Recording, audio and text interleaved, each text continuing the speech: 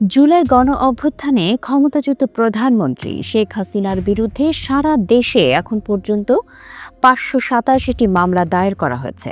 অপহরণ, হত্যার চেষ্টা, সহিংসতা, নাশকতা ও নির্দেশদাতা, হুকুমদাতা, পরিকল্পনাকারী হিসেবে তাকে অধিকাংশ মামলায় প্রধান আসামি করা হয়েছে। এর মধ্যে শাপলা চত্বরে গণহত্যার মামলাও রয়েছে। গত সোমবার আন্তর্জাতিক অপরাধ ট্রাইব্যুনালের একটি মামলায় ফাঁসির আদেশ দেওয়া হয়। এছাড়া দুদকের মামলা রয়েছে ৬টি। সব মিলিয়ে আরও ৬৮৬ মামলায় শেখ হাসিনাকে মুখোমুখি হতে হবে। পুলিশ সদর দপ্তরের তথ্য অনুযায়ী সারা দেশে মোট মামলার মধ্যে ৩২৪টি হত্যা মামলা। শুধু ঢাকাতেই হত্যা ও হত্যা চেষ্টার ৩২১টি মামলা হয়েছে, যা সারা দেশের মোট মামলার বড় একটি অংশ।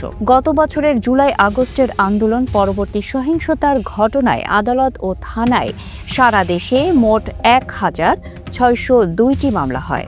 এখনও বিভিন্ন জেলা উপজেলায় নতুন মামলা যুক্ত হচ্ছে।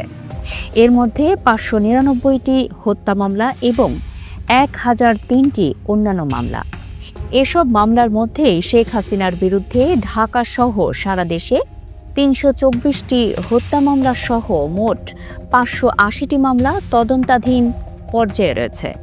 এছাড়া আদালত অবমাননার অভিযোগে আন্তর্জাতিক অপরাধ ট্রাইব্যুনাল ২ জুলাই তাকে ৬ মাসের কারাদণ্ড দেন।